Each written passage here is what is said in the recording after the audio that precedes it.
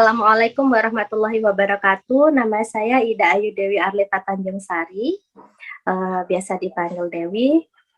Saya berasal dari Denpasar, Bali. Saat ini saya adalah seorang ibu rumah tangga dengan anak 2. Nah, di sini saya akan menceritakan pengalaman saya kenapa saya memeluk agama Islam. Pada dasarnya saya terlahir dari dari keluarga yang berbeda agama. Jadi ayah saya beragama Hindu dan ibu saya beragama Muslim. Kenapa saya dulunya Hindu? Ya karena saya mengikuti agama ayah saya. Nah, kemudian mungkin saya mendapatkan hidayah ketika di tahun 2013 saya mengenal suami saya. Saya mengenal suami saya di tahun 2012. Kemudian tahun 2013 saya memutuskan untuk masuk Islam. Nah, di situ tuh di perjalanan dari tahun 2012 ke 2013 itu tuh kayak yang ada orang yang bilang ke saya, kalau kamu agamanya Hindu, kamu tidak akan bisa mendoakan ibu kamu, gitu ceritanya. Jadi dari situ saya hati saya tuh kayak terketuk ya. Memang sih agama saya sekarang Hindu. Bagi saya dulu semua agama itu sama gitu. Mau saya Hindu atau Islam, kalau saya berdoa, kalau di ajaran saya dulu itu kita bisa mendoakan gitu loh. Nah, tapi ada satu orang ini saudara saya yang bilang ke saya, kamu kalau beda keyakinan tidak akan bisa mendoakan ibu kamu seperti itu. Nah, dari situ saya mulai agak sedikit kayak gelisah, sedih gitu. Di satu sisi itu ayah saya, di satu sisi itu ibu saya gitu. Jadi, nah suatu hari saya dimimpiin sama almarhum ibu saya. Di situ ibu saya mengajak saya buat ayo gitu, mengajak saya untuk kayak ngajak ayolah ikut ibu gitu, tapi entah kemana, cuman nggak ngomong gitu loh, ayo ikut ibu aja gitu. Tapi beliau dengan nada diam, tapi saya paham beliau ingin mengajak saya gitu. Dari situ saya mulai belajar sholat. Jadi sebelum saya masuk Muslim, saya lihat itu karena kan saya sebelumnya tahu ibu saya sholat itu seperti apa karena saya tinggal dulu sama ibu juga. Memang nggak lama, mungkin sekitar 5 tahunan saya tinggal bersama ibu. Sebelumnya saya tinggal sama nenek kakek saya. Di sana ibu saya tuh gini, tidak pernah mengajarkan terserah kamu mau Hindu atau Islam seperti itu. Jadi saya melihat ibu saya sholat tuh gimana, cuman memang saya tidak bertanya doanya seperti apa. Jadi paling tidak saya tahu bagaimana cara sholat gitu, yang pada umumnya ya. Nah, kemudian dengan keinginan tahuan saya sendiri, akhirnya saya googling. Dari situ saya belajar. Pertama-tama saya belajar dari apa sih Islam itu, Tuhannya itu siapa sih. Terus saya belajar nabinya itu siapa saja, malaikatnya itu siapa saja, dan di Islam itu ada rukun Islam, rukun iman, seperti itu. Dari situ saya semua googling, saya baca apa yang saya tahu di Google, seperti itu. Nah, setelah itu yang membuat hati saya, sepertinya memang saya harus masuk Muslim, dan kebetulan saya dipertemukan suami saya yang memang agamanya Muslim, seperti itu. Sebelum saya memutuskan untuk menikah dengan suami saya memutuskan untuk masuk Islam duluan karena memang dari orang tua suami, mereka tadinya kan tidak setuju kalau kami menikah karena saya beda agama, tapi bukan karena saya mau menikah karena suami saya Muslim, bukan, karena ya itu tadi sebelum saya dalam perjalanan itu memang niatan saya masuk Muslim ya ingin mendoakan ibu saya supaya doa-doa saya itu sampai ke ibu saya, seperti itu. Kalau ayah sampai sekarang masih ada? Kak? Ayah kadarullah juga sudah meninggal, Kak. Tapi dalam Hindu masih dalam keadaan ini. Jadi ayah meninggal itu saya usia 12 tahun. Saya kelas 6 SD. Jadi memang saya agama Hindu pun baru betul-betul yang namanya belajar itu ketika saya usia 15 tahun, Kak. Jadi saat saya tinggal dengan nenek kakek saya tidak diajarkan betul yang namanya agama Hindu itu seperti apa gitu. Jadi saya baru memahami itu ya ketika sudah menginjak usia remaja sampai saya tamat kerja. Jadi usia saya 22 tahun. Nah itu, jadi saya baru memahami Hindu itu dari usia 15 sampai 22 atau 23 itu lupa saya. Karena saya memutuskan pokoknya saya masuk Muslim itu usia saya 23 tahun. Gitu. Seperti itu ya. Iya. Nah, kalau itu tadi kan sebenarnya berawal dari ucapan seorang, kamu nggak bisa doain ibu kamu gitu ya. Iya, betul. Dari itu yang membuka hati saya ya. Karena mungkin bukannya saya tidak sayang dengan bapak saya, dengan ayah saya tidak. Cuman saya lebih yang karena saya sudah membaca, saya sudah googling. Karena memang di sana pun saya tahu bahwa orang Islam yang akan berada di depan ketika dikumpulkan di padang mahsyar begitu ya Kak ya. Jadi waktu kiamat nanti umat-umat Islam itu barisan yang paling depan gitu. Itu yang membuat saya lebih bergetar gitu. Kenapa saya harus jadi kayak dunia saya tuh ini ya gitu. Oh ya memang Islam itu udah paling baik gitu. Itu sih Kak.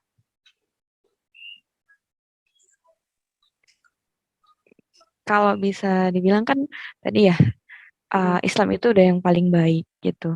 Kenapa kakak pada saat itu kakak kan masih beragama ya, di KTP-nya itu masih beragama Hindu gitu. Tapi kenapa sampai bisa kakak tuh bergetar di hati gitu, kemudian sampai bahkan barusan meneteskan air mata begitu ketika mengetahui informasi tentang padang mahsyar begitu. Padahal ya mungkin kakak waktu itu belum paham betul gitu padang mahsyar tuh gimana gitu kan, itu gimana? Karena saya baca aja ya Kak ya, terus bikin saya sekarang dulu mungkin saya nggak netesin air mata gitu, mungkin hanya bergetar begini ya. Tapi setelah saya mendapatkan ilmu dari Irena Center itu yang bikin saya mungkin bisa sampai meneteskan air mata gitu. Ya memang benar-benar adanya, bukan hanya bacaan yang saya baca saja gitu, dan memang sudah ada di Al-Quran kan seperti itu ya Kak ya. Kan pada waktu itu saya belum bisa baca Al-Quran, belum mengerti betul apa isinya, kan seperti itu. Saya hanya baca lewat googling. Ya namanya orang kalau tidak dituntun kan tidak tahu ya Kak. Buku itu bisa saja dibaca setiap orang ya kan. Tapi kalau tidak ada yang menjelaskan ini tuh seperti apa, kita tidak akan tahu gitu. Begitu sih Kak. Iya, Masya Allah ya. Nah itu dari tadi kakak ini saya belum terlalu paham nih. Jadi kakak usia berapa yang tinggalnya itu dengan ibu? Saya usia 10 tahun 12 tahun 10 tahun kalau nggak salah Kak, sampai saya umur 15 tahun. Oh, itu tinggalnya sama ibu. Setelah itu tinggalnya sama nenek dan kakek saya. Oh. Ya, jadi kan saya ada di lingkungan Muslim ya. Cuman kan memang saya kakek saya memang pernah ngajakin ayo sholat, ayo puasa. Cuman namanya anak kecil ya. Setahu saya bapak aku itu Hindu. Di rumah saya pun ada, maaf ya kayak pelangkiran gitu. Kalau orang Hindu kan begitu. Manifestasinya mereka berdoa itu menggunakan dupa dan bunga. Nah, ketika SD itu saya pun juga nggak pernah hampir dibilang nggak pernah ya saya ke pura karena saya tinggal di Jawa ya Kak ya. Jadi saya tuh nggak tinggal di Bali langsung. Jadi ketika saya usia 15 tahun itu saya baru pindah ke Bali gitu. Jadi selama 5 tahun itu tinggal dengan ibu saya, ya saya lihat ya ibu saya sholat, ibu saya puasa, seperti itu. Cuman saya tidak mengikuti karena saya Pak ini saya Hindu, ibu saya pun apa sih namanya, tidak pernah yang namanya, ayo kamu mau ini, mau ikut mama enggak gitu, mau ini gitu, enggak, bapak aku kan Hindu, aku kan diajarin berdoa sama bapak aku kan begini gitu. Jadi setiap setahun itu saya 4 kali, jadi bolak-balik gitu loh Kak. Jadi enggak di Jawa aja, saya pulang ke Bali. Ketika saya ke Bali, saya ajak sama nenek kakek saya sama ayah saya berdoa ke pura, begini loh caranya berdoa. Jadi kalau di rumah di Jawa saya melihat ibu saya seperti ini gitu, seperti itu Kak. Jadi kakak bisa membandingkan ya gimana Ya, kondisi agama yang Hindu dengan ya. agama Jadi yang mereka sebenarnya pada yang dasarnya memang saya tahu agama Islam itu memang dari kecil karena orang tua saya beda agama ya Kak ya. Nah terus saya pun juga baru dapat ilmunya bahwa katanya kalau ya, saya nggak tahu juga sih ya, orang yang menikah beda agama itu jatuhnya zina. Saya juga kurang paham sih kalau itu kan orang tua saya juga kurang paham masalah itu. Tapi ya gimana, orang tua sudah almarhum Kak. iya Tuh. kak. Memang Jadi itu itu ada. yang bikin saya, aduh kasihan ibu saya gitu. Makanya itu yang bikin saya masuk Islam ya karena saya ingin mendoakan orang tua saya, dan sampai sekarang pun saya ingin mohon ampun untuk almarhum bapak saya yang memang meninggal dalam keadaan non Muslim gitu loh Kak. Ya, semoga Tuhan mendengarkan doa ya Allah. Semoga Allah mendengarkan doa saya juga gitu loh.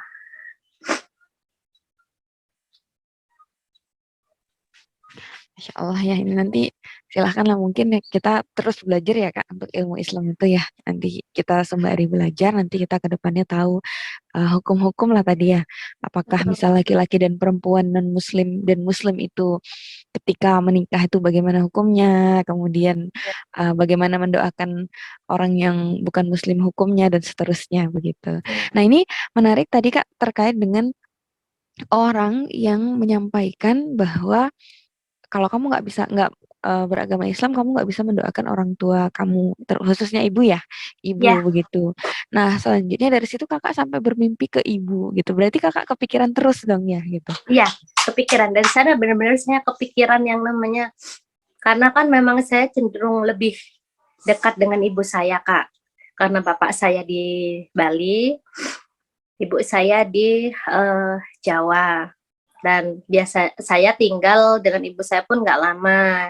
Saya dititipin ke nenek saya itu ketika saya usia 5 tahun, 5 tahun sampai 10 tahun itu baru saya diambil lagi gitu. Jadi saya bolak-balik Kak. Jadi nggak bisa ngerasain yang namanya pure tinggal bareng ibu saya banget. Cuman kan namanya anak ya, pasti kan ada keterikatan gitu loh Kak.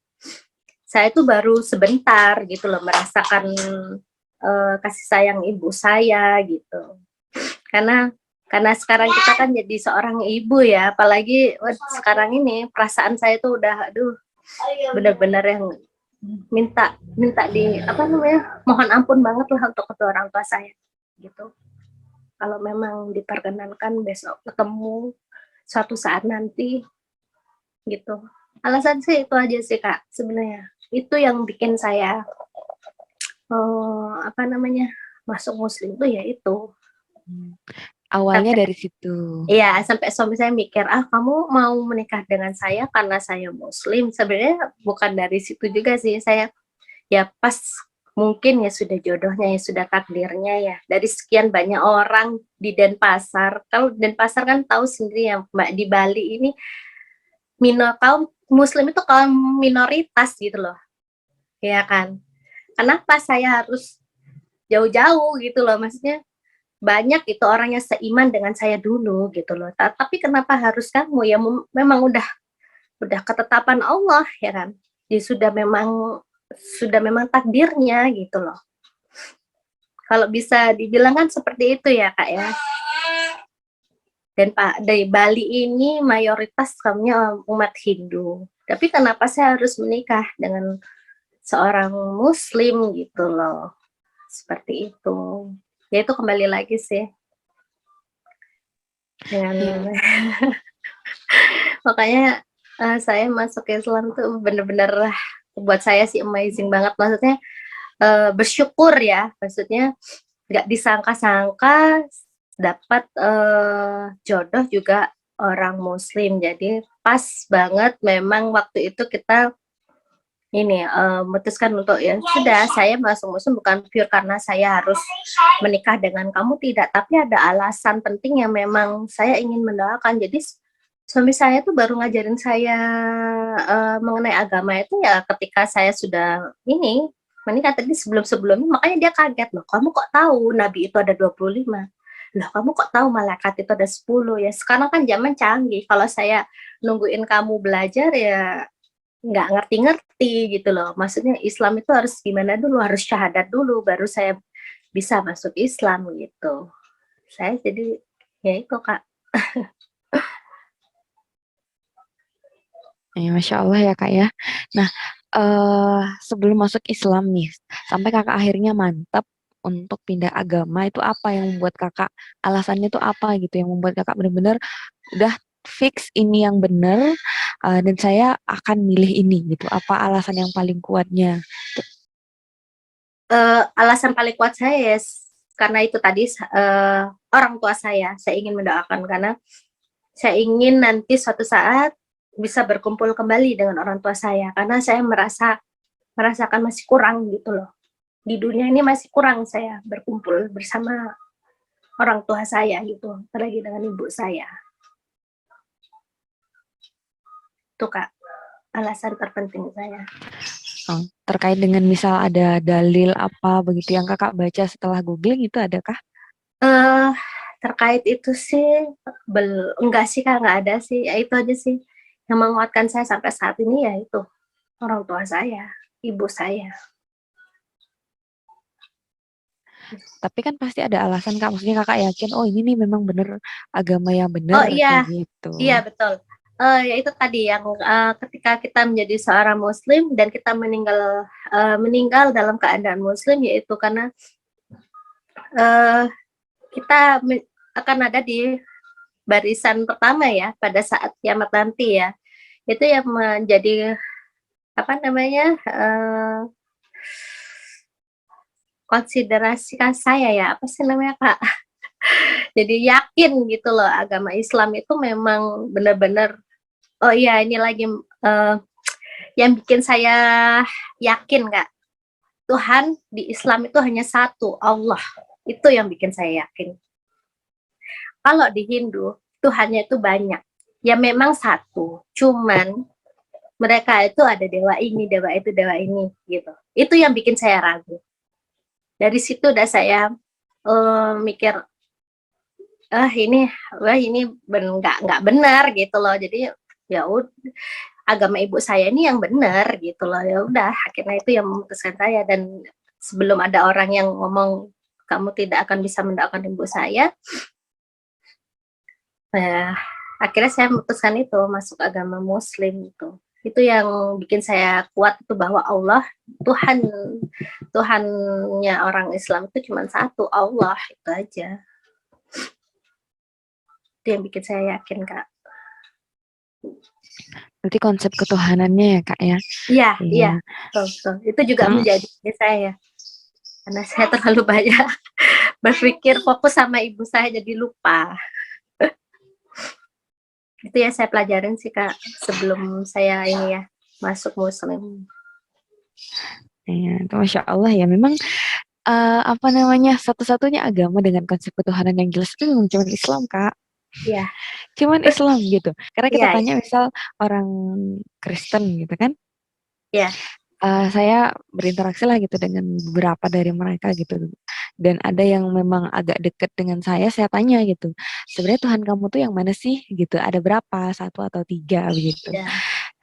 Dia cuman bilang apa sih, bukan apa sih ya, intinya udah sih nggak usah bahas itu gitu. Jadi dia mengelak gitu, menghindari topik itu gitu. Mereka cuman punya doktrin, kalau kamu tidak yakin, kalau kamu masih ragu berarti kamu mengkhianati Tuhan kayak gitu kan. Atau Iya, ketika misal dari agama agama apa namanya ya, Hindu dan Buddha itu kan, kalau Hindu ya, Hindu yang banyak dewanya ya. Iya.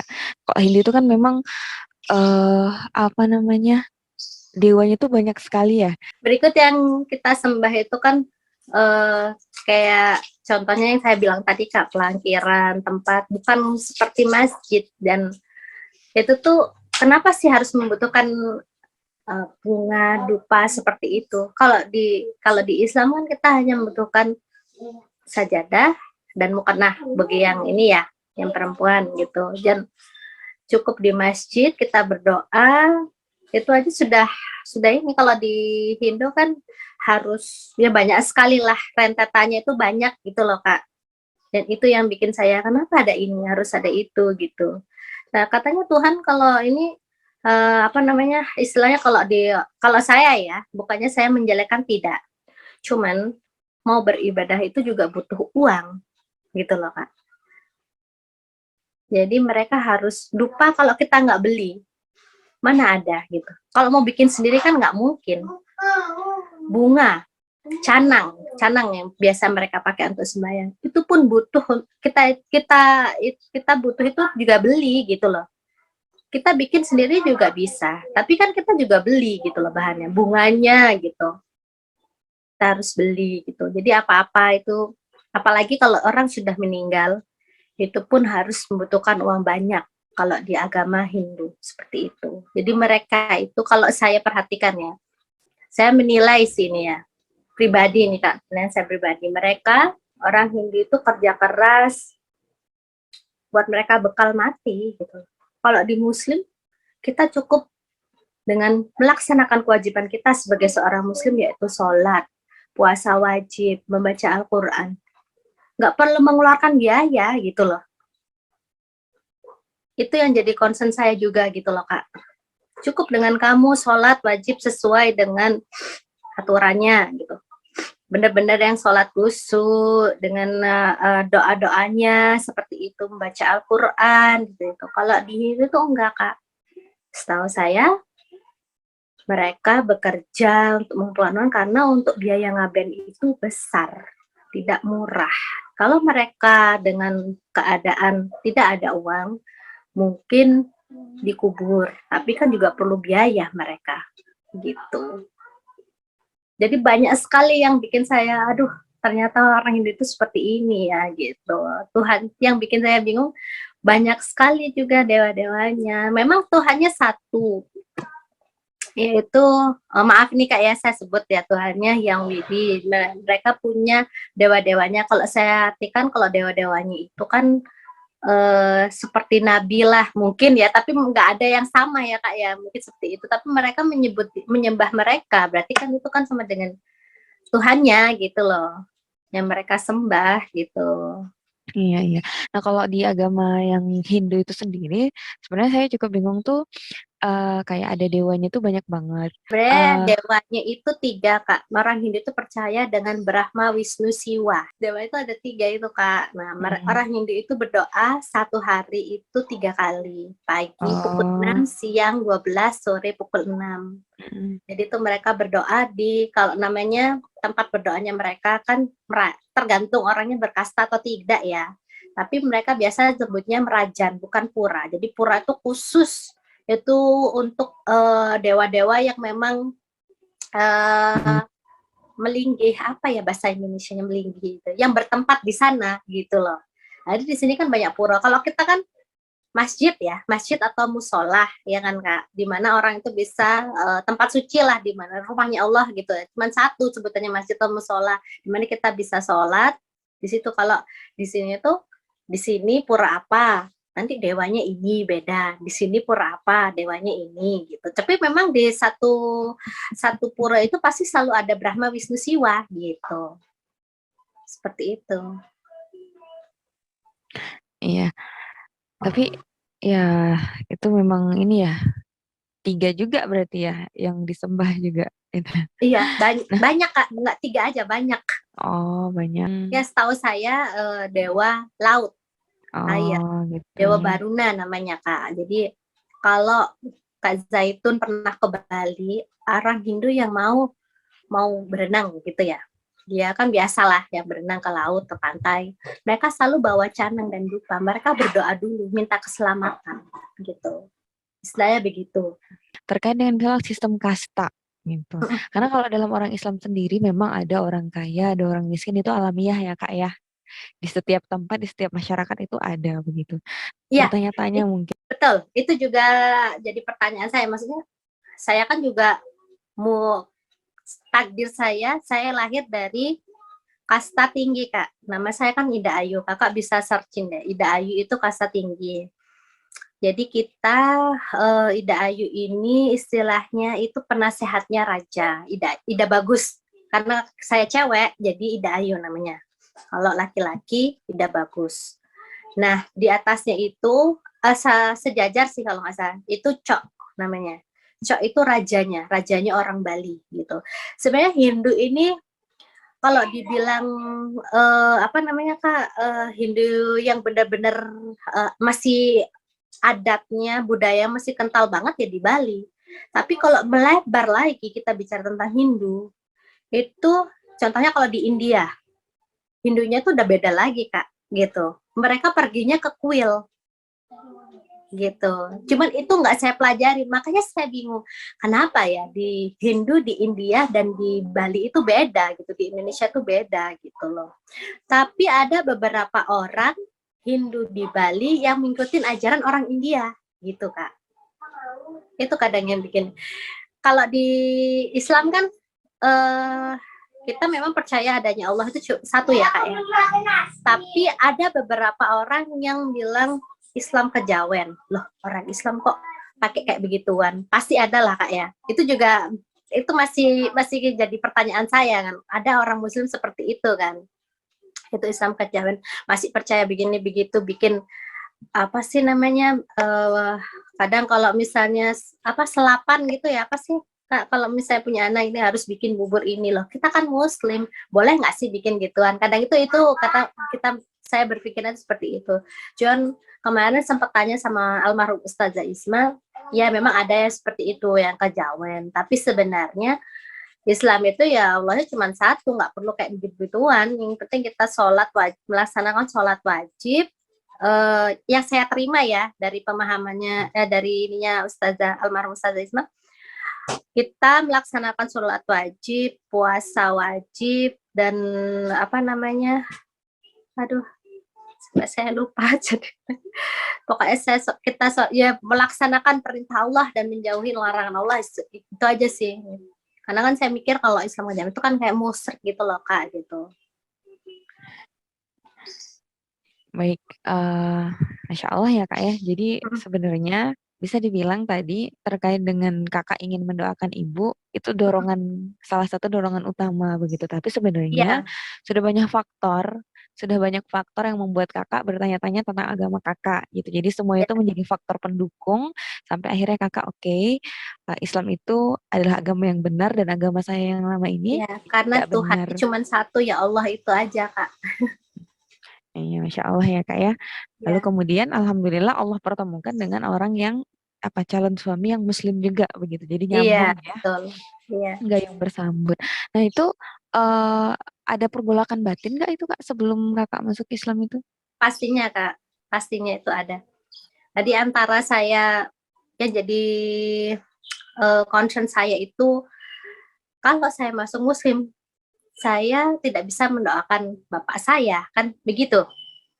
Tapi setelah saya pelajarin, setelah saya masuk Muslim memang benar kalau orang yang beda keyakinan itu doa kita tidak masuk. Tapi terakhir kemarin yang dijelaskan oleh almarhum Ustazah Isma, itu dapat sharingan dari siapa itu yang mualaf, Tere Tere ya, Tere atau siapa ya itu, Mbak Tere ya, yang itu loh Kak, yang artis yang masuk Muslim itu loh, katanya kalau kita bisa menghafal surat Al-Baqarah, insya Allah kita bisa mengajak orang yang kita inginkan masuk ke surga sama-sama gitu katanya. Jadi saat ini saya lagi masih belajar sih. Seperti itu, Kak. Untuk membaca surat itu, supaya nanti saya bisa mengajak orang-orang yang saya sayangin yang memang belum memeluk agama Islam ketika meninggal itu. Nanti silahkan, ya nanti mungkin kita silahkan sama-sama belajar lagi ya gitu. Iya. Nah terkait dengan ini gitu, karena saya punya ada informasi yang saya dapatkan terkait ini, cuman ya saya juga proses menuntut ilmu nanti saya sampaikan malah salah lagi kan. Kita lanjut ya Kak ya. Nah, ini Ya. Masya Allah semoga Allah mudahkan tadi niat baik Kakak Amin, untuk amin ya menghafal Allah, amin. Al-Baqarah. Amin. Semoga jangan sampai Al-Baqarah aja ya. Iya. 30 juz. Amin ya Allah. Iya. Nah, terkait dengan misal ini kan kakak dari yang tadinya beberapa puluh tahun itu bukan mengalami ya, menganut agama Hindu gitu sampai akhirnya menjadi Muslim. Kakak punya ini nggak, maksudnya pengalaman berat gitu. Misalnya mulai dari yang tadinya nggak biasa sholat subuh ya sampai akhirnya Oh, harus sholat subuh dan lain-lain, atau dari sisi pergaulan gitu, atau pengalaman berat lain yang membuat kakak tuh ngerasa agak gimana gitu. Nah, silahkan diceritakan Kak. iya.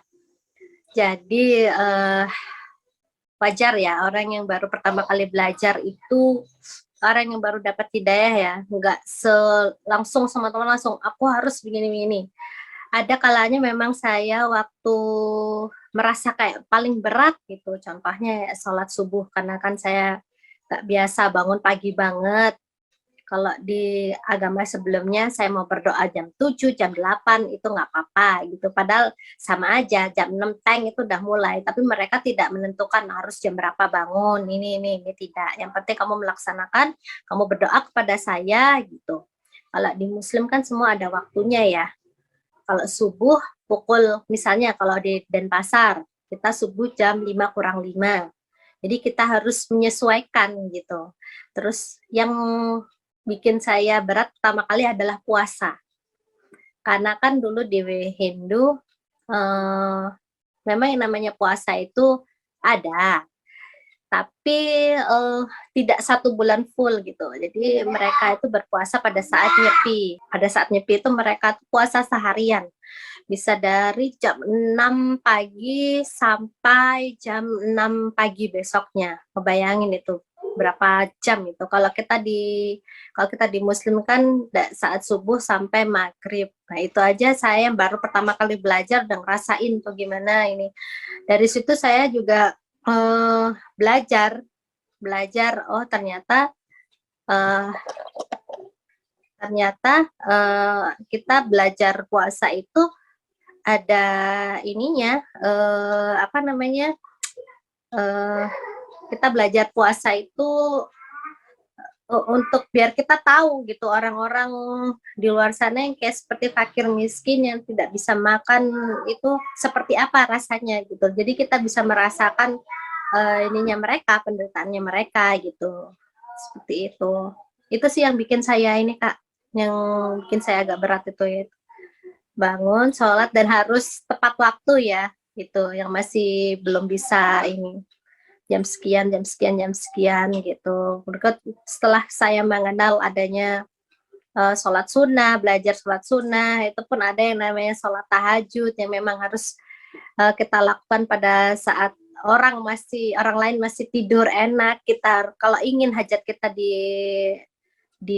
dikabulkan, kita harus benar-benar berdoa. Kadang itu yang kalau memang benar-benar enggak dari hati yang benar-benar aku pengen niat ini, kalau ingin mendapatkan pahala dan hajat kita dikabulkan ya kita harus ini gitu. Kadang sih itu sih Kak yang bikin saya ini pada awalnya seperti itu. Bangun pagi, sholat dan puasa. Masya Allah ya. Karena sudah tahu sekarang kalau misalnya meninggalkan sholat saja seperti apa dosanya, nah itu yang bikin saya ini makin takut gitu. Seperti itu Kak. Masya Allah ya Kak ya. Ya, Masya Allah. Alhamdulillah. Nah jadi ini kaitannya nih, kalau misalnya tadi kan kakak udah bilang alhamdulillah walaupun tertatih-tatih lah gitu ya, tapi insya Allah Ya. sudah bisa lah gitu kan untuk sholat bangun pagi dan seterusnya kayak gitu tuh. Nah ini berarti kalau aku tanya nih, kalau boleh diukur pencapaian kakak setelah jadi muslim tuh sudah sampai mana gitu. Pastilah maksudnya kita nggak ada akhirnya ya, kita terus belajar sampai akhir hayat gitu. Cuman sampai sekarang tuh setelah kakak masuk Islam itu sudah seperti apalah begitu dibandingkan kakak sebelum masuk Islam. Sampai apa gitu ya. Semenjak saya masuk muslim, kehidupan saya itu jadi lebih baik gitu loh Kak. Jadi muslim itu ngerubah saya jadi manusia yang lebih baik lagi, yang lebih bisa bersyukur, bisa memahami betul, oh di muslim ini kita diajarkan untuk contohnya nih puasa. Kita menahan nafsu dan menahan diri kita untuk tidak makan dan minum. Kita bisa merasakan betul penderitaan orang-orang miskin sana yang memang tidak tidak seberuntung saya seperti saat ini gitu loh Kak, dari situ. Dan semenjak saya masuk Islam, cara pikir saya itu yang tadinya waktu saya dulu Hindu, wah nggak ada apa ya, kita tuh hidup cari uang buat kita senang, buat kita nanti bekal nanti untuk kita mati kan seperti itu. Kalau saya sekarang saya masuk Muslim itu ada apa ya, kita tuh benar-benar bekerja, cari uang, kita bisa berbagi dengan yang lain gitu. Jadi nggak harus apa ya, kita nggak kerja keras itu nggak bisa, nggak buat untuk kita bekal itu mati enggak gitu. Jadi kita tuh memang apa ya, bisa berbagi juga gitu loh Kak, ke sama muslim lainnya, nggak harus sama muslim sih, ke yang membutuhkan gitu loh. Itu sih, dan menjadi pribadi yang ya saat sekarang ini seperti itu Kak. Masya Allah ya. Jadi memang Islam itu apa ya? Memang mengubah sifatnya itu memang tabiatnya mengubah Kak, mengubah seseorang dari yang nggak baik jadi baik, dari yang sudah baik jadi lebih baik lagi. Ya, Kalau aku kan suka belajar, suka baca-baca sejarah ya. Nah ya. itu sejarah kakak nanti silahkan baca-baca gimana kisah Umar bin Khattab. Misal udah pernah denger nggak gimana prosesnya masuk Islam? Iya, Itu pernah itu dengar. itu sangat dramatis sekali gitu Kak. Mulai Iya, dari dia beliau, sangat membenci Nabi, membenci iya, agama Islam. Akhirnya gitu. dia, ya itulah ya kebesaran Allah ya Kak ya, bisa mengubah hati manusia, akhirnya mendapat hidayah ya, akhirnya masuk Muslim ya, alhamdulillah. Makanya anak saya yang kedua itu saya kasih nama Umar, ya karena saya ingin anak saya bisa itu seperti Umar bin Khattab gitu. Walaupun saya nggak baca semuanya ya, benar-benar ya baca sih baca, cuman yang saya ingat itu Umar bin Khattab ini orang yang luar biasa gitu loh. Bisa bisa gitu. Masya Allah pokoknya. Iya, Masya Allah ya Kak. Dan juga kalau kita bicara tentang konsep kehidupan ya, Islam itu kan jelas kita kalau pernah di Irena Center mungkin pernah di ini ya Kak disampaikan gitu terkait dengan misal kita berasal dari mana, kita di dunia buat apa, terus nanti setelah mati kita mau kemana gitu. Nah itu Iya, juga kan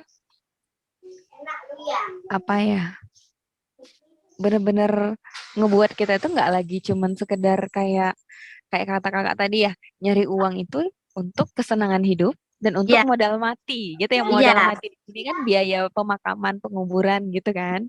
Tapi kalau Islam betul. itu kan memang modal untuk setelah mati ya gitu. Betul, betul itu ya, betul. Iya, betul sekali.